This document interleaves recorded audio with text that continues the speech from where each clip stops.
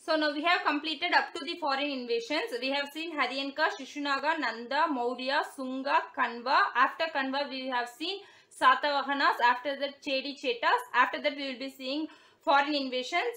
We have completed foreign invasions also. In that we have seen Bactrians, Sakas, Parthians, finally Kushanas. After Kushanas, now we will be seeing Gupta Empire.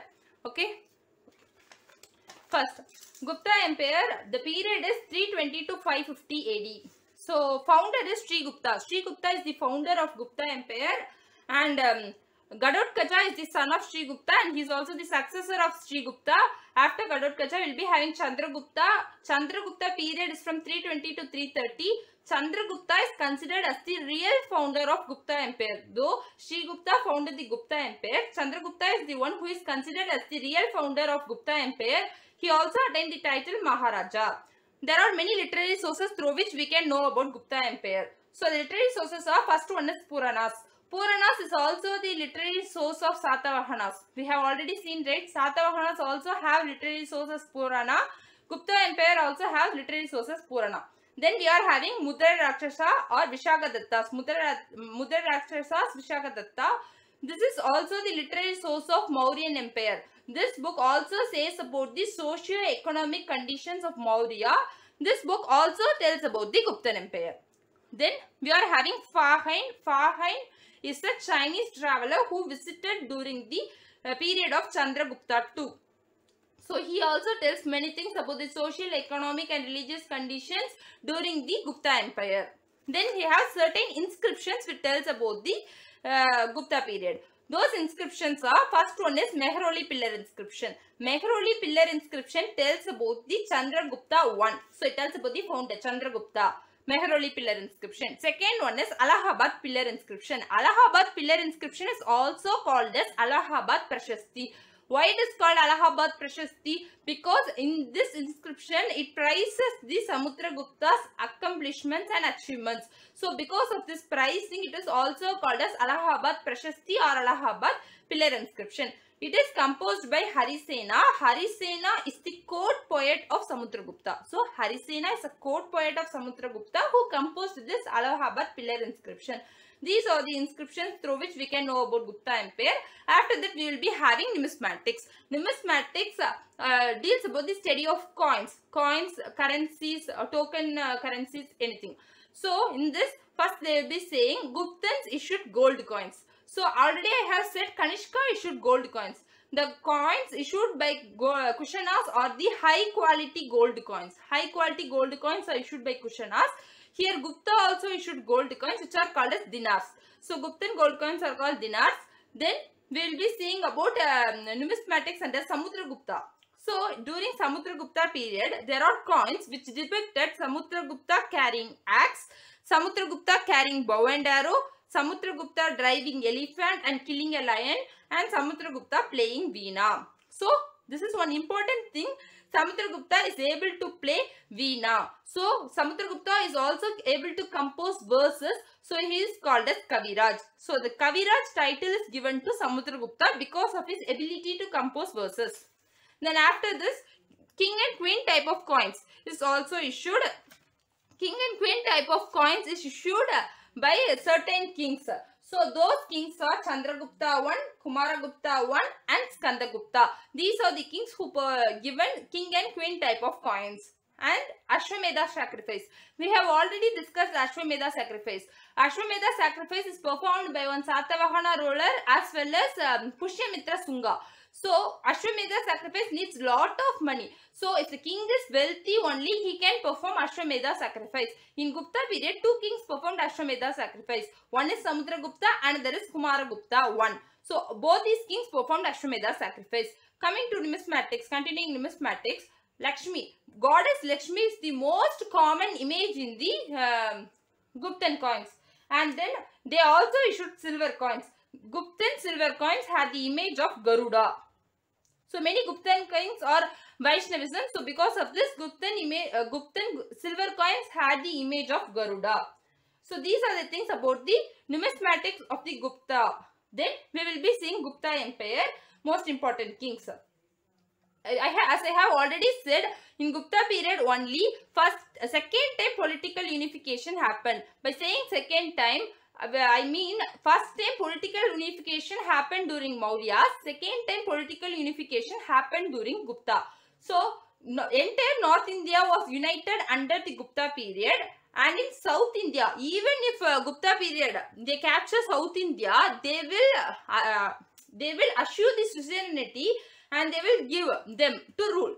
So the king who is defeated can rule, but the Guptan kings will assure suzerainty. So they will assure the superiority of the Guptan kingdom, and they will give them to rule. This is in case of South India. Then coming to important rulers, first one is Samudragupta. So Samudragupta is one of the most important ruler. Why? Because he is called as Indian Napoleon. He is the one who is called as Indian Napoleon. Why? Because of his military conquest. He is so strong and brave, and because of his military conquest, he is called as Indian Napoleon. Then he also had a strong navy. We generally see strong army. We have already seen Nanda had strong army. They had around 6,000 elephants.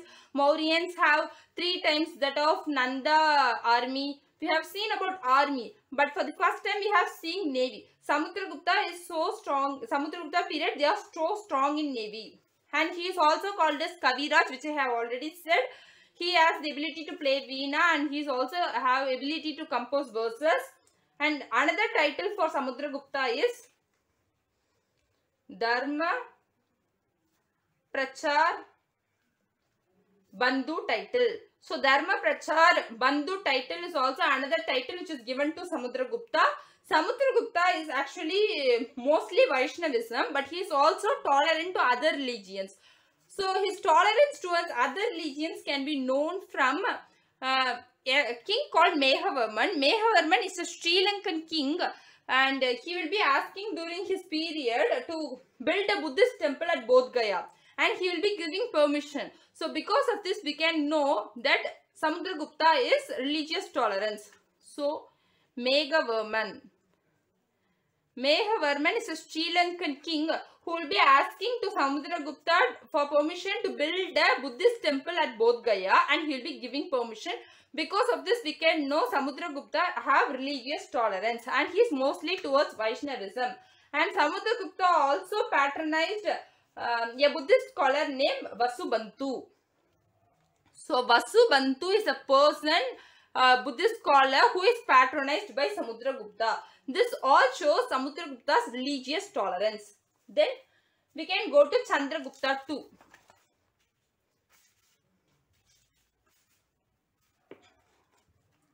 So Chandragupta 2. We have already seen Chandragupta 1. Chandragupta 1 or Chandragupta is considered as the real founder of Gupta Empire. His period is from 320 to 330 AD.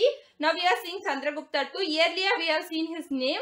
Chandragupta 2 is Vikramaditya. He attained the title Vikramaditya.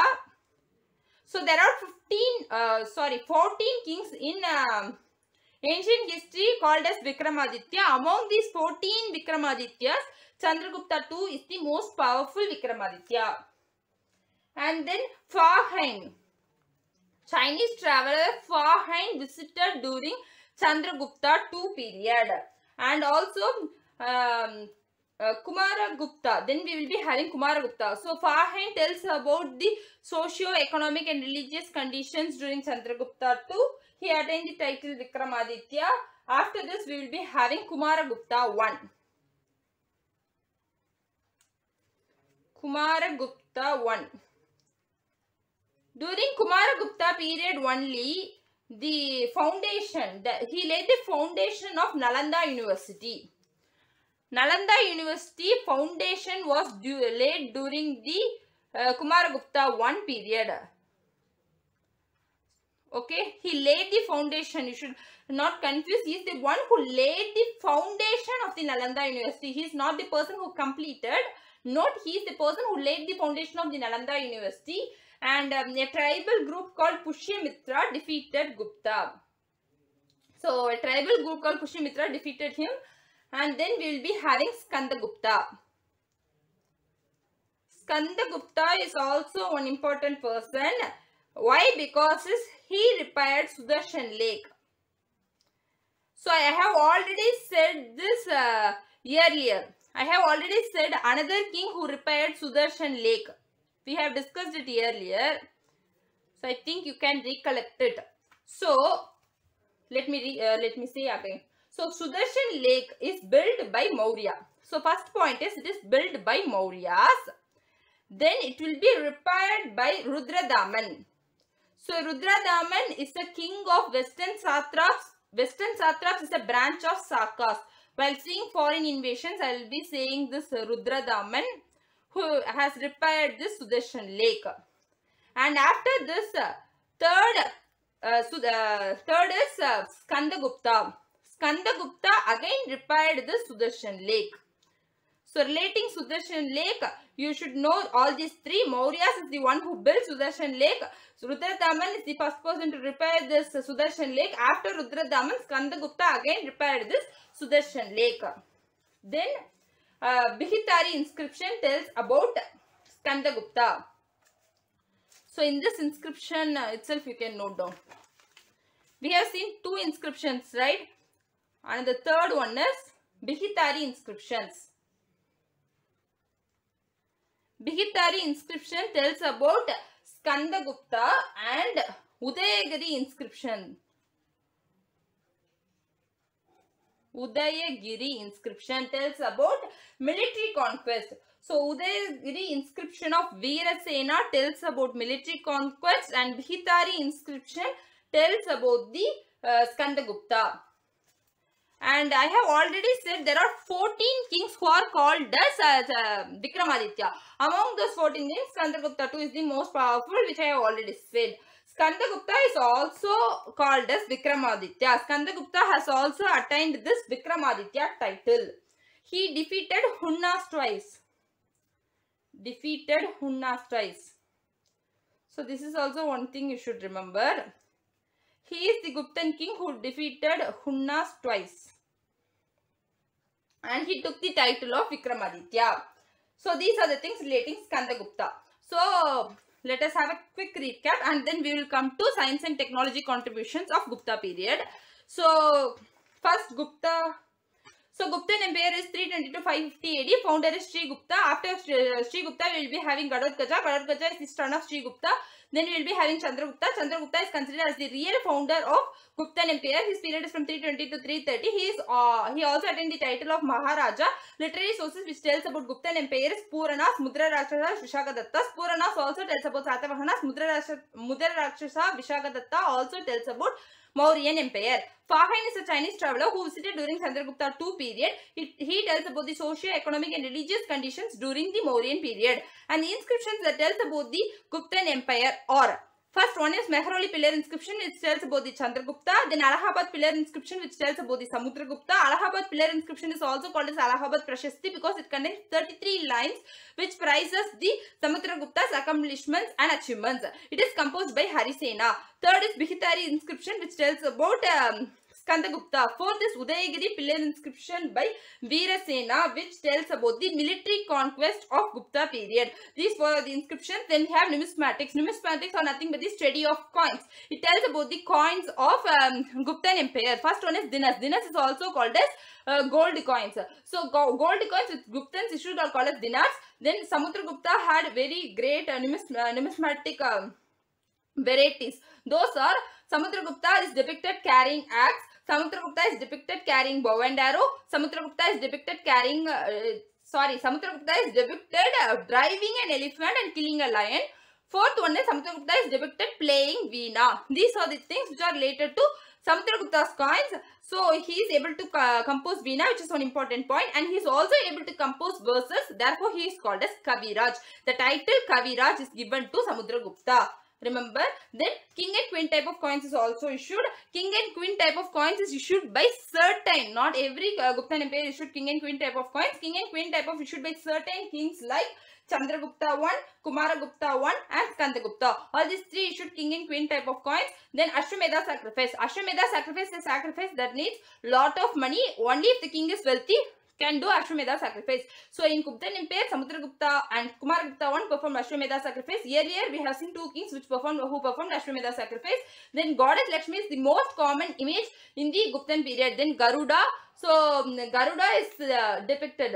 Garuda image is depicted in the Guptan silver coins. So which tells Gupta issued silver coins as well as gold coins. Then Samudragupta. Samudragupta is called as Indian Napoleon.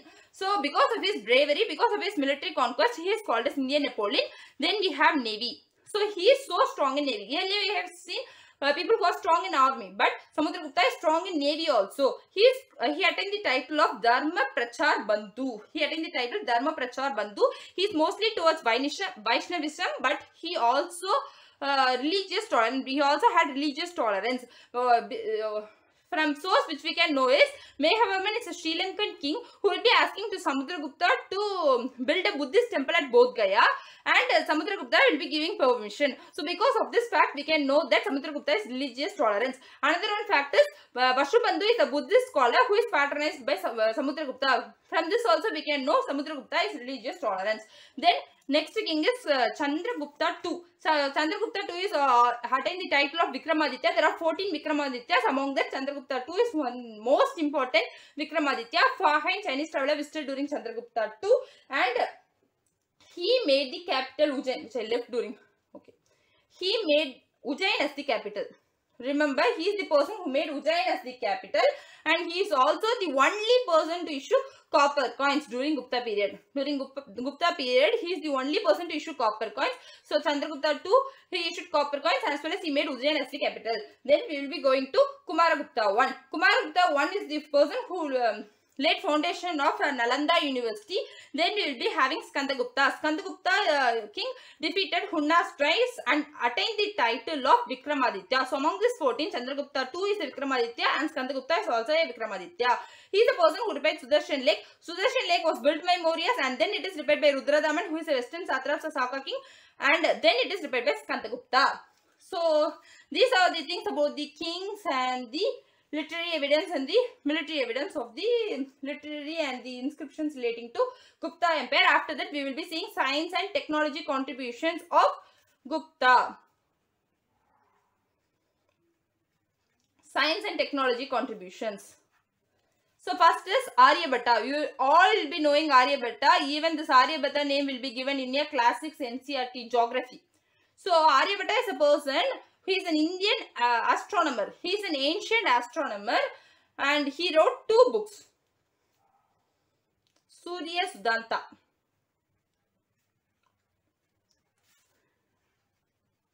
He wrote Surya Siddhanta and Aryabhattam.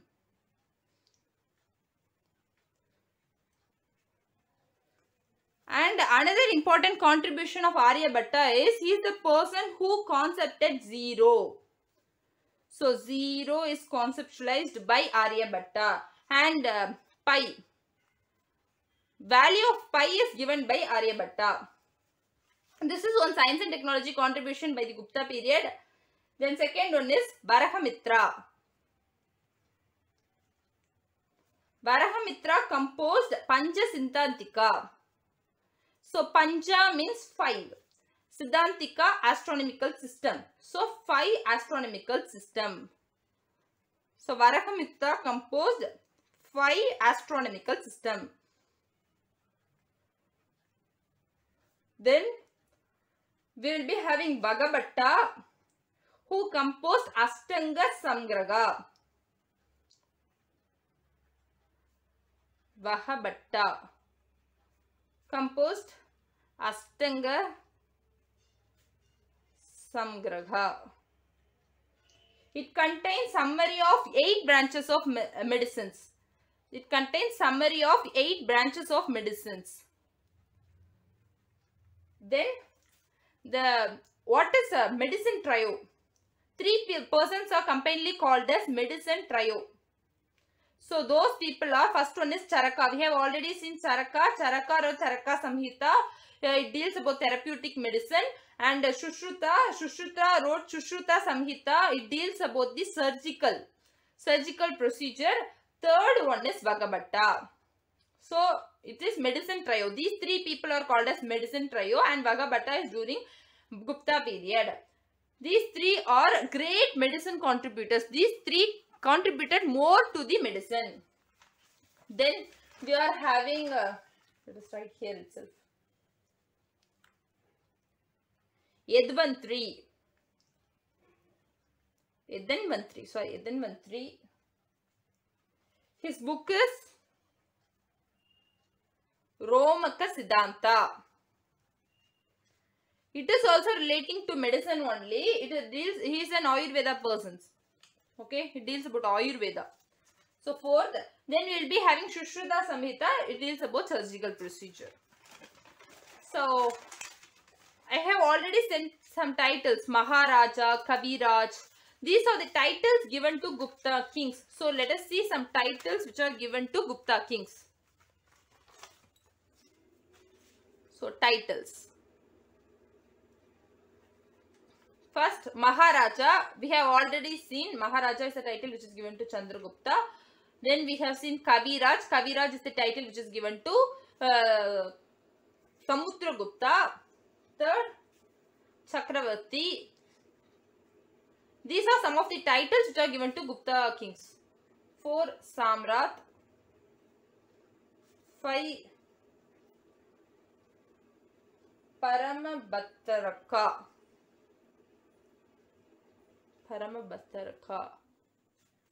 6, Chakravartin.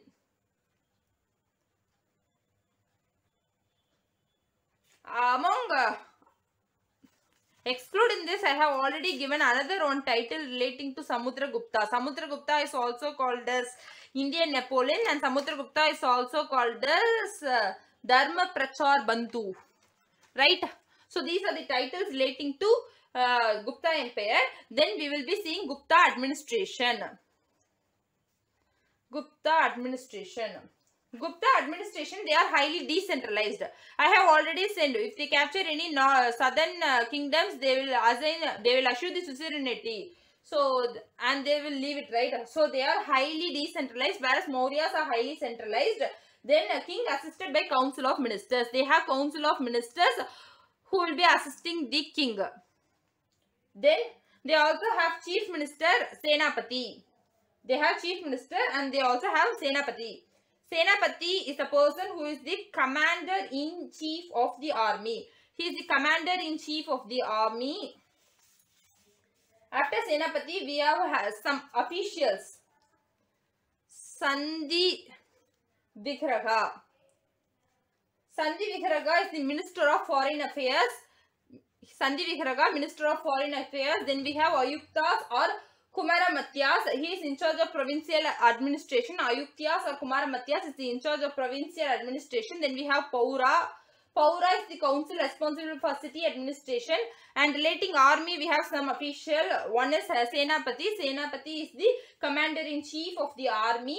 And then we have Senabaka. Senabaka is a form of tax in which army is to be fed by the people whenever it's passed through countryside. Whenever Senabaka is an important term. Whenever army is passing through the countryside, people have to feed that army. So, it is a form of tax in which people has to feed the army when it is passing through countryside. And Vishti is a question which is already asked in your UPSC. So, Vishti is a forced labor. Vishti means forced labor which is practiced in Royal Army of the Gupta period.